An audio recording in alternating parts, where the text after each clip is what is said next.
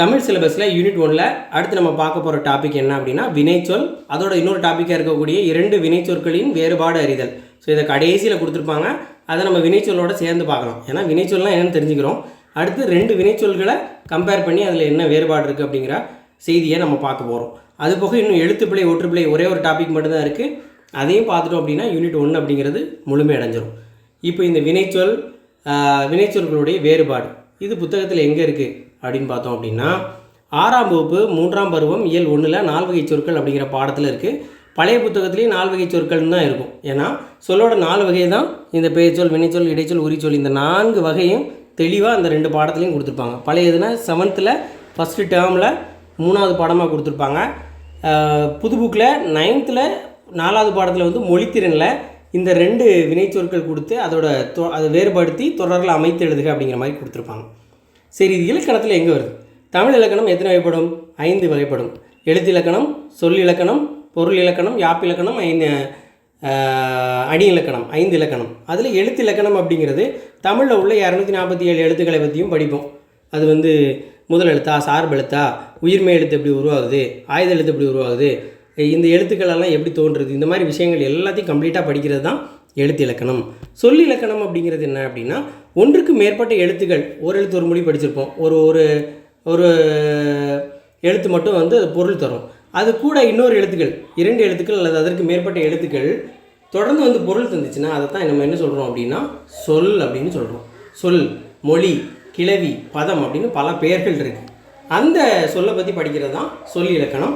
இந்த சொல் வந்து இலக்கண முறைப்படி, இலக்கிய முறைப்படி 4 வகைப்படும், இலக்கண முறைப்படி 4 வகைப்படும். இலக்கண முறை தான் நம்ம அதிகமாக பயன்படுத்துவோம். இலக்கண முறைங்கிறது 4 வகைப்படும். பெயர் சொல், வினைச்சொல், இடைச்சொல், உரிச்சொல். இதில் வினைச்சொல்லை பற்றி மட்டும்தான் இப்போ நம்ம பார்க்க போகிறோம். வினைச்சொல், வினை அப்படின்னா என்ன அப்படின்னா செய்யக்கூடிய ஒரு செயல், அதை தான் வினை அப்படிங்கிறோம். அப்போ அந்த செயலை குறிக்கக்கூடிய சொல்லை வினைச்சொல் அப்படின்னு சொல்கிறோம். வினைச்சொல் என்ன செய்யும் அப்படின்னா வேற்றுமை உருவை ஏற்காது, காலம் காட்டும் அப்படின்னு சொன்னது யார் அப்படின்னா தொல்காப்பியர் சொல்லியிருக்கிறாரு. வினைச்சொற்களை காலத்தை வெளிப்படையாக காட்டக்கூடிய சொற்களே அல்லாமல் குறிப்பாக காட்டக்கூடிய சொற்களும் இருக்குது. அவர் வெளிப்படையாக காலம் காட்டும்னு சொல்கிறாரு. வெளிப்படையாகவும் காட்டும், குறிப்பாகவும் காட்டும். எடுத்துக்காட்டால் சென்றான். சென்றான் அப்படிங்கிறது ஒரு வினைச்சொல். அது எதை காட்டுது அப்படின்னா இறந்த காலத்தை காட்டுகிறது. அவன் சென்று விட்டான், அந்த வினையும் குறிக்குது, அந்த வினையை குறிக்கக்கூடிய காலத்தையும் காட்டுது. அடுத்ததாக இது வந்து எத்தனை வகைப்படும் அப்படின்னு பார்த்தோம்னா 2 வகைப்படும். வினைச்சொல்லை வந்து நம்ம 2 வகையாக பிரிக்கிறோம். ஒன்று வந்து முற்று, இன்னொன்று எச்சம். ரொம்ப சிம்பிள். வினை முற்றுனா என்ன அப்படின்னா அந்த செயல், வினைங்கிறது ஒரு செயல், அந்த செயல் முடிஞ்சிருக்கு, முடியலை, அவ்வளோதான். முடிஞ்சிருந்து அப்படின்னா அந்த முற்று பெற்றதை குறிக்கிறது தான் என்னது முற்று. வினை முற்று பெற்றது, வினை முற்று. இல்லை முற்று பெறலை, எஞ்சி இருக்குது அப்படின்னா எச்சம், வினை எச்சம். எடுத்துக்காட்டால் இந்த வந்தான் அப்படின்னா அந்த செயல் வந்து முழுமையடைஞ்சிச்சு. அதே இது வந்து நின்றான், வந்து அப்படிங்கிறது முழுமையடையலை, அது எச்சம்னு சொல்லுவோம். வந்தான் முழுமையடைஞ்சிருக்கிறத வந்து வினைமுற்று அப்படின்னு சொல்லுவோம். இந்த வினைமுற்று திணை, பால், எண், இடம் இது எல்லாத்தையுமே காட்டும்.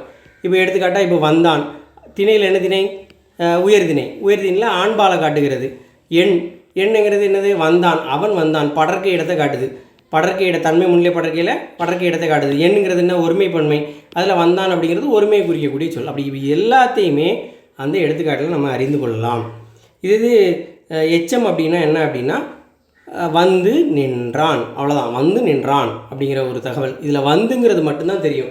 வந்து அப்படின்னா பின்னாடி ஒரு எச்சம், ஒரு வினைமுச்சை கொண்டு முடிஞ்சதுன்னா அதை பேர் வினையச்சம் அப்படின்னு சொல்லுவோம். இப்போ வந்துங்கிறத மட்டும் வச்சு நம்ம வந்து அது என்ன பால் அப்படிங்கிறத கண்டுபிடிக்க முடியாது. பின்னாடி வரக்கூடிய சொல்லை வச்சு தான் கண்டுபிடிக்க முடியும். அது வந்து நின்றது அப்படின்னு சொல்லலாம், அவன் வந்து நின்றான், அவள் வந்து நின்றாள், எது வேணாலும் சொல்லலாம். அப்போது அந்த எச்சத்துக்கு பின்னாடி வரக்கூடிய அந்த வினைச்சொல்லை வச்சு தான் நம்ம அந்த மற்ற காலங்களை வந்து கண்டுபிடிக்க முடியும். இப்போது இந்த முச்சு, எச்சம், இந்த முச்சு, எச்சம் இந்த 2க்குமே 2 வகையாக இருக்கும். இப்போ வினை முற்றுன்னு எடுத்துக்கிட்டோம் அப்படின்னா அது 2 வகைப்படும். என்னது? தெரிநிலை வினைமுற்று, குறிப்பு வினைமுற்று. ஏற்கனவே நம்ம பார்த்தது தான், இருந்தாலும் பார்த்துருவோம். தெரிநிலை வினைமுற்று அப்படிங்கிறது ஒரு செயலை செய்யும்போது 6 விஷயங்கள் செய்கிறது யார்? கருவி, நிலம், காலம், செய்யப்படும் பொருள், இது எல்லாத்தையும் காட்டுச்சுன்னா அதை தான் என்ன சொல்கிறோம்? தெரிநிலை வினைமுற்று. மாணவி கட்டுரை எழுதினாள், இதில் செய்பவது யார்? மாணவி. கருவி என்ன? எழுதக்கூடிய அந்த எழுதுகோல், பேனா. அடுத்து நிலம், எங்கே? பள்ளியில் வச்சு எழுதுதா. செயல் என்னது? எழுதும் செயல். காலம் என்ன, எழுதினால், எழுதிட்டா, இறந்த காலம், செய்யப்படும் பொருள் என்ன, கட்டுரை. அப்போ இந்த 6ஐயும் வெளிப்படையாக காட்டுச்சுன்னா அதை தெரிநிலை வினைமுற்று அப்படின்னு சொல்கிறோம். இது குறிப்பு வினைமுற்று என்னென்னா பொருள், இடம், காலம், சினை, குணம், தொழில். இந்த 6ல் ஒன்று மட்டும்தான் வெளிப்படையாக காட்டும், காலத்தை வெளிப்படையாக காட்டாது. அவ்வளோதான். அப்போ இந்த 6ல் ஒன்று மட்டும்தான் வரும். அப்படி தான் அந்த குறிப்பால் உணர்த்துறத குறிப்பு வினைமுற்று அப்படின்னு சொல்கிறோம். இப்போ எடுத்துக்காட்டுக்கு பொன்னன் அப்படின்னு ஒரு எடுத்துக்காட்டு இருக்குன்னா இதில் இந்த 6ல் பொருளை மட்டும் குறிக்கக்கூடியதாக இருக்குது. தென்னாட்டார் அப்படின்னா அவர் தென் நாட்டை சார்ந்தவர், அவர் இடத்தை மட்டும்தான் குறிக்கிறது. காலம் நேற்று அங்கே இருந்தாரா, இன்றைக்கி இருந்தாரா, நாளைக்கு இருக்க போகிறாரா அப்படி தெரியவே செய்யாது நமக்கு. ஆதிரையான் ஒரு காலத்தை குறிக்கக்கூடியது. கண்ணன் கண்ணை உடையவன், அப்போ சினை ஒரு உறுப்பை குறிக்கக்கூடியது. கரியன் கருமை நிறத்தை உடையவன், அவனுடைய குணத்தை பண்பை குறிக்கிறதா இருக்குது. தொழில் எழுதக்கூடிய தொழிலை செய்யக்கூடியவர், அவர் எங்கே எழுதுறாரு, என்ன எழுதுறாரு, அது எதுவுமே தெரியல. அப்படி இது ஒரு விஷயத்தை மட்டும் சொல்கிறது தான் குறிப்பு வினைமூச்சு. அதே மாதிரி எச்சத்துலேயும் தெரிநிலை வினையச்சம், குறிப்பு வினையச்சம் அப்படின்னு 2 இருக்குது. தெரிநிலை வினையச்சம்னா செயல், காலம் ரெண்டையும் தெரிநிலை அப்படின்னா தெரிகிற நிலை, தெரியும் நிலை, அது தெரியும், வெளிப்படையாக தெரியும், அதான் வெளிப்படை. குறிப்புனா குறிப்பாக உணர்த்தும், அவ்வளோதான், குறிப்பால் உணர்த்தும். அப்போ செயல், காலம் 2 வெளிப்படையாக வந்துச்சுன்னா தெரிநிலை வினையச்சம். காலத்தை வெளிப்படையாக காட்டாமல் பண்பை மட்டும் குறிப்பாக உணர்த்துச்சுன்னா அது என்னது, குறிப்பு வினையச்சம். இப்போ எடுத்துக்காட்டால் எழுதி வந்தான். இதில் எழுதி வந்தான்ங்கிறது மொத்தமாக நம்ம வினையச்சம் அப்படின்னு எடுக்கிறோம். செயல், காலம், செயல்ங்கிறது என்ன, எழுதுதல் அப்படிங்கிற செயல். காலம் என்ன, வந்தான், எழுதி வந்தான், அப்போ முடிஞ்சிச்சு, இறந்த காலம். அப்போ இந்த 2ஐயுமே வெளிப்படையாக காட்டுறதுனால இது தெரிநிலை வினையச்சம் அப்படின்னு சொல்லுவோம். ஆனால் இங்கே மெல்ல வந்தான், இங்கே மெல்ல வந்தான் அப்படிங்கிறது எதை குறிக்கிறது, மெல்ல அப்படிங்கிறது எதை குறிக்கிறது, அந்த செயலை எப்படிப்பட்ட செயல் அப்படிங்கிறது தெரியாது, என்ன செயல்னு தெரியாது. அவன் மெல்ல அப்படின்னா அந்த பண்பு மட்டும்தான்.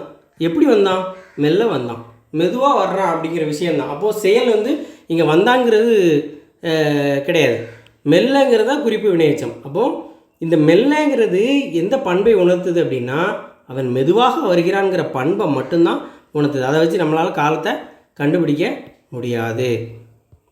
இப்போ 2 வினைச்சொற்களுடைய வேறுபாடு எழுது அப்படின்னு கேட்டிருக்காங்க. இது சில இது புக்கில் உள்ளது, சில இது கொஸ்டின்ஸில் உள்ளது. இப்போ குவிந்து, குவித்து ஒரே மாதிரி இருக்கும், ஆனால் லகரகல அந்த வேறுபாடு எதுவுமே கிடையாது. குவிந்து, குவித்து. குவிந்துனா ஒரு இடத்துல தானாக குவிந்திருக்கும், தானாக குவிந்த குப்பைகளை, அங்கே குவிந்து கிடந்த குப்பைகளை ஒருத்தர் பெருக்கி இன்னொரு இடத்துல குவித்து வைத்தார் அப்படின்னு சொல்லுவாங்க.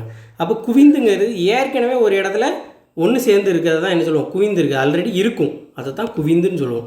குவித்துங்கிறது நம்மளாக ஒரு செயல் மூலமாக ஒரு பொருளை ஒரு இடத்துல கொண்டு மொத்தமாக குமித்து வைக்கிறது தான் குவித்து அப்படின்னு சொல்லுவோம்.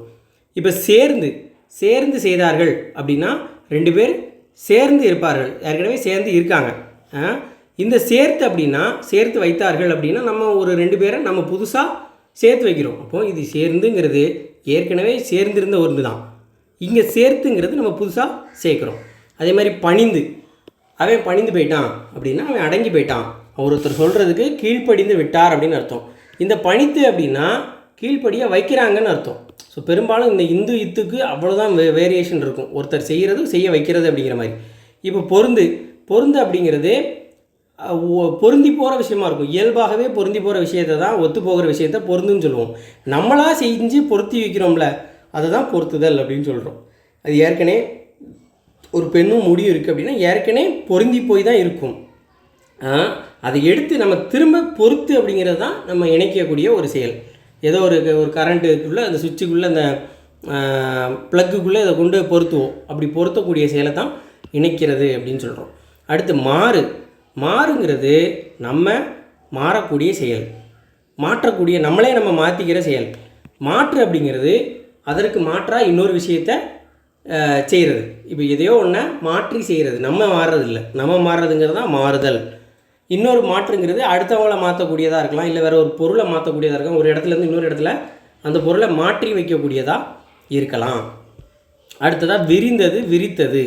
இந்த விரிந்தது அப்படிங்கிறது இயல்பாக நடக்கிறது, விரிக்கிறது அப்படிங்கிறது நம்ம விரித்து ஒரு பாய் விரித்து போடுறது அப்படிங்கிற மாதிரி விஷயத்தை நம்ம சொல்லுவோம். இப்போ மழைக்காற்று வீசியதால் பூவோட இதழ்கள் இயல்பாகவே என்ன செய்யும், பூவோட இதழ்கள் விரிந்தன, இது இயல்பாக நடக்கிற ஒரு விஷயம். மயில் தோகையை விரிக்கிறது அப்படிங்கிறது, மயில் அது சும்மாவே இருந்தாலும் இருந்திருக்கலாம், ஆனால் திடீர்னு அந்த தொகையை என்ன செய்யுது, விரிக்கிறது அப்படிங்கிற பொருளில் வரும்.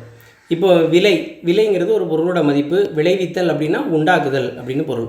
நெறி அப்படின்னா வழி, நல்ல நெறி, நல்ல பாதை, நல்ல வழி அப்படின்னு சொல்லுவாங்க. இந்த நெறிங்கிறது கழுத்தை நெரிக்கிற மாதிரி நெருக்கக்கூடிய ஒரு செயல். தொடுத்தல் அப்படிங்கிறது அணிதல். பூ தொடுத்தால் அப்படின்னா பூக்களை பக்கத்தில் வச்சு கோர்க்கிறது. அணிதல் அப்படின்னு பொருள். தொடுதல் அப்படின்னா அடுத்தவங்களை தொடக்கூடிய ஒரு செயல். தீண்டுதல், நம்ம அவங்களுடைய உடலில் நம்ம கைப்படுறது தான் என்ன சொல்கிறோம், தீண்டுதல் அப்படின்னு சொல்கிறோம். அடுத்ததாக நிறைந்த ஒரு பாத்திரத்தில் என்ன செய்கிறோம் அப்படின்னா, ஏற்கனவே ஒரு இது நிறைஞ்சிருக்கு, ஒரு பாத்திரத்தில் தண்ணீர் நிறைஞ்சிருக்கு, அதனால் என்ன செய்ய அப்படின்னா இன்னொரு இதில் கொண்டு அதை நிரப்பி வை அப்படின்னு சொல்கிறாங்க. அப்போ நிறைந்த அப்படிங்கிறது ஏற்கனவே இருக்கிறது தான் நிரம்பிய அப்படின்னு சொல்கிறோம். இந்த நிறைத்த அப்படின்னா இப்போ புது ஒரு பாத்திரத்தில் தண்ணியை கொண்டு நம்ம நிறைக்கிறோம் அப்படின்னா அதை தான் நிறைத்தல் அப்படின்னு சொல்கிறோம். கலைத்தல், ஒரு விஷயத்தை குருவி கூட்டால் கலைக்கிறது அப்படின்னா அழிக்கிறது அப்படின்னு அர்த்தம். இந்த களைப்பாக இருக்குது அப்படின்னா சோர்வாக இருக்குது அப்படின்னு அர்த்தம். பரினா இறங்கு அப்படின்னு அர்த்தம். இந்த பரி அப்படின்னா அடுத்தவங்கிட்ட இருந்து அபகரிக்கிறது. அடுத்தவங்கிட்ட பரி அப்படின்னு சொன்னால் அவனை பிடுங்கிக்கிட்டு வா, அபகரிச்சுட்டான்னு அர்த்தம். இந்த பரி அப்படின்னா இறங்கு அப்படின்னு அர்த்தம். இந்த பெரு அப்படிங்கிறது பெரிய செயலை குறிக்கக்கூடியது. இந்த பெருங்கிறது பெறுதல், மதிப்பை பெறுதல் அப்படிங்கிற மாதிரியான சொல். இந்த வெறுங்கிறது அச்சத்தை குறிக்கக்கூடியது. இந்த வெறுங்கிறது வெறுப்பை குறிக்கக்கூடியது. சீரிய அப்படின்னா ரொம்ப பெருமை வாய்ந்த அப்படின்னு அர்த்தம். சீர்னா சிறப்பான, இளமை அப்படின்லாம் வரும். சிறப்பான அப்படிங்கிற பொருள் வரக்கூடிய ஒரு செயல் சொல். இந்த சீரிய அப்படின்னா பாம்பு சீரும்ல, அந்த சீரிய கோபம் கொண்ட அப்படின்னு அர்த்தம். ஈந்தாள் அப்படின்னா அடுத்தவங்களுக்கு கொடுக்கறது தான் ஈந்தாள் அப்படின்னு சொல்லுவோம். அதே இது ஈன்றாளுங்கிற வார்த்தை ஒரு குழந்தையை பெற்றெடுக்கிறது மட்டும்தான் ஈன்றாள் பசி காண்பாளாயினும் செய்யற்க சான்றோர் பலிக்கும் வினைன்னு சொல்லுவாங்க. அப்போது ஈன்றாள் அப்படிங்கிறது ஒரு பெற்றெடுக்கக்கூடிய செயலை தான் ஈன்றாள் அப்படின்னு சொல்கிறோம். உரிந்து போடு அப்படின்னா கலட்டி போடு அப்படின்னு அர்த்தம். இந்த உரி அப்படிங்கிறது தூக்கு, உரியடி அப்படின்னு சொல்லுவாங்க. தூக்கி அதை அடிக்கிறது தான் உரியடி. அடுத்ததாக இரத்தல். இந்த இரத்தல் அப்படிங்கிறது பிச்சை எடுத்தல், கையேந்துதல் அப்படின்னு பொருள். இந்த இரத்தல் அப்படிங்கிறது இறந்து போதல், மரணம் அடைதல் அப்படிங்கிறது. உணர்த்துனா அடுத்தவங்களுக்கு புரிய வைக்கிறது. உணர்ந்துனா நம்மளே புரிந்து கொள்வது தான் உணர்தல். நம்ம புரிதல் தான் உணர்தல். அதை அடுத்தவங்களுக்கு சொன்னோம் அப்படின்னா உணர்த்துவோம், இன்னொருத்தருக்கு புரிய வைக்கிறோம். அடங்கு அப்படின்னா நம்ம கட்டுப்பாடோடு இருக்கிறது தான் அடங்குதல். இன்னொரு அடக்குது அப்படின்னா கட்டுப்பாடு இல்லாமல் தெரியக்கூடிய ஒரு ஆளை அடக்கிறது தான் கட்டுப்படுத்துதல் அப்படிங்கிறது. அடுத்து வளைந்த, ஏற்கனவே நேராக இல்லாமல் வளைஞ்சிருக்கக்கூடிய ஒரு விஷயத்தை வளைந்த அப்படின்னு சொல்லுவோம். இந்த வளைந்த அப்படின்னா பானை வணைந்தான் அப்படிமா. அப்போ பானையை உருவமைக்கிறான், பானைக்கு உருவம் கொடுக்குறான், அதுதான் பானை வணைந்தான். பானையாக தோற்றத்தை அதை உருவமைக்கிறான் அப்படின்னு அர்த்தம். பிணைந்து அப்படின்னா ரெண்டு விஷயத்தை பிணைந்து இருக்கும் அப்படின்னா கலந்து இருக்கும் அப்படின்னு அர்த்தம். பிணைத்து அப்படின்னா நம்ம தான் அதை இணைத்து வைக்கிறோம் அப்படின்னு அர்த்தம். திருந்துனா நம்மளே மாறுறது தான் என்னது திருந்துறது. திருத்து அப்படின்னா ஒரு விஷயத்தை சரி செய்கிறது அல்லது அடுத்தவங்கள மாற்றுறது தான் திருத்து அப்படிங்கிறது. விளைந்த அப்படிங்கிறது ஏற்கனவே உற்பத்தியான ஒரு செயல் தான். என்னது விளைஞ்சு கிடக்காது தான் என்ன செய்யுது, உற்பத்தியானதை விளைந்தது அப்படின்னு சொல்லுவோம். விளைவித்ததுன்னா அந்த உற்பத்தி செய்யக்கூடிய ஆளை குறிக்கிறது. விளைவித்த அப்படின்னா உற்பத்தி செய்ய யார் காரணமாக இருக்காங்களோ அவங்கள குறிக்கக்கூடியது. புதைந்துன்னா ஏற்கனவே மண்ணில் ஏதோ புதைஞ்சிருக்கக்கூடிய விஷயம். அப்போ ஏற்கனவே இருக்கிறது தான் புதைந்து கிடைக்கின்ற அதை காண்பார்கள் அப்படின்னு சொல்லுவாங்க. அப்போ இது புதைத்துனா இப்போ தான் நம்ம என்ன செய்கிறோம், புதுசாக கொண்டு புதைச்சி வைக்கிறோம், மறைச்சி வைக்கிறோம் அப்படிங்கிற பொருள். அடுத்ததாக அழிந்து அப்படின்னா ஒன்று இல்லாமல் போகிறது தான் என்ன சொல்லுவோம், அழிந்து போதல் அப்படின்னு சொல்லுவோம். அழித்துனா நம்ம தான் புதுசாக அதை அழிவுக்கு உட்படுத்துகிறோம், நம்ம தான் அதை செய்கிறோம், அழிக்கிறோம். அது ஏற்கனவே அழிஞ்சு போனது தான் அழிந்துன்னு சொல்லுவோம். இப்போ நம்ம புதுசாக அழிக்க போகிறத அழித்து அப்படின்னு சொல்லுவோம். நீங்கு அப்படின்னா நீயே விலகி போயிரு அப்படின்னு அர்த்தம். நீக்குன்னா இன்னொருத்தங்களை அந்த இடத்த விட்டு அகற்று அப்படின்னு அர்த்தம். மறைந்து அப்படின்னா நம்ம ஒளிந்திருக்கிறதா மறைச்சுன்னா நம்ம ஏதோ ஒரு பொருளை மறைச்சி வைக்கிறத மறைச்சி அப்படின்னு சொல்லுவோம். பொருளையோ ஒரு முக்கியமான தகவலையோ எதையோ மறைச்சி வைக்கிறத மறைச்சி அப்படின்னு சொல்லுவோம். இப்போது ப்ரீவியஸ் இயர் கொஸ்டின் பார்க்கலாம். தொடர் அமைக்கை அப்படின்னு கொடுத்துருக்காங்க. விரிந்தது, வெறித்தது. இது புத்தகத்தில் உள்ள எக்ஸாம்பிள் தான். மாலை நேரத்தில் அல்லியின் இதழ்கள் விரிந்தன, மயில் தோகையை வெறித்தது. அப்போ இதுதான் சரியானது. மயில் தோகை விரித்தன அப்படிங்கிறது வராது. ஏன்னா மயில்கள் தோகை விரித்தன அப்படின்னு கூட வரலாம், இப்படி வராது. அல்லி இதழ்கள் விரித்தன அப்படின்னு வராது, விரிந்தனங்கிறதான். இதழ்கள் இயல்பாகவே இருக்கிறது அப்படிங்கிறது ஒரு இயல்பான செயல், ஒரு ஒரு அது இயல்பாக நடக்கிறது. நம்மளாக ஒரு மெனக்கெட்டு ஒரு விஷயத்தை செய்கிறோம் அப்படின்னா அது வந்து என்னது விரித்தது அப்படிங்கிற மாதிரி சொல்லுவோம். இப்போ மயில் வந்து எந்த நேரத்துலனாலும் விரிக்கும். ஆனால் ஒரு பூ வந்து எந்த நேரத்தில் இயல்பாக அதோடைய இதழ்களை வந்து விரிக்கணும்னு இருக்கோ அப்போ தான் விரிக்கும். ஸோ அது வந்து இயல்பாக நடக்கிறது. அதனால் அதை விரிந்தனன்னு தான் சொல்லுவோம், விரித்தனை அப்படின்னு சொல்ல மாட்டோம். இங்கே மயில் வந்து எப்போ வேணாலும் பண்ணலாம். அது வந்து இயல்பாக நடக்கக்கூடியது கிடையாது. அது சும்மா கூட இருக்கலாம். திடீர்னு அது தொகையை விரிச்சிருக்கு, அப்போ அது வந்து விரித்தது அப்படிங்கிற மாதிரி நம்ம சொல்லுவோம். அடுத்து இரத்தல். இரத்தல், இந்த இரத்தல் அப்படிங்கிறது பிச்சை எடுத்தல். இரவு அப்படின்னு ஒரு அதிகாரமே திருக்குறளில் இருக்குது.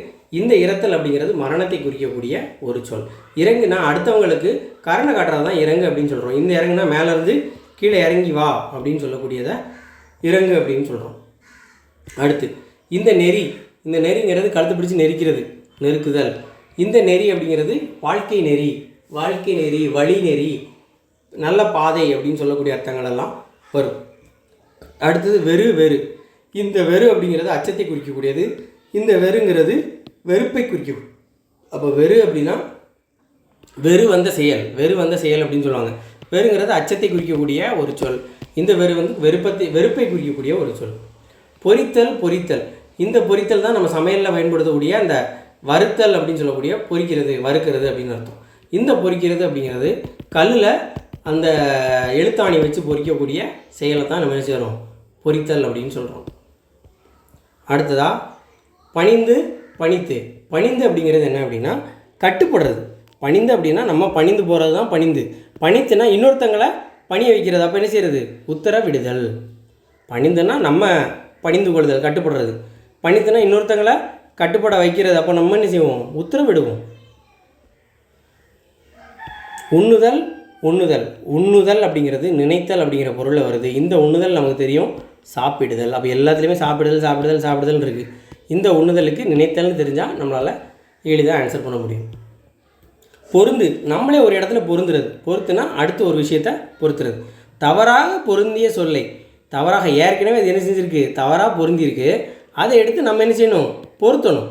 அப்போ இது ஏற்கனவே உள்ளது, இது நம்ம பண்ணக்கூடியது. எப்போவுமே இந்துங்கிற வரக்கூடிய சொற்கள் ஏற்கனவே இருக்கக்கூடியதாக இருக்கும். இத்துங்கிறது நம்ம இது பண்ணுறதா இருக்கும்.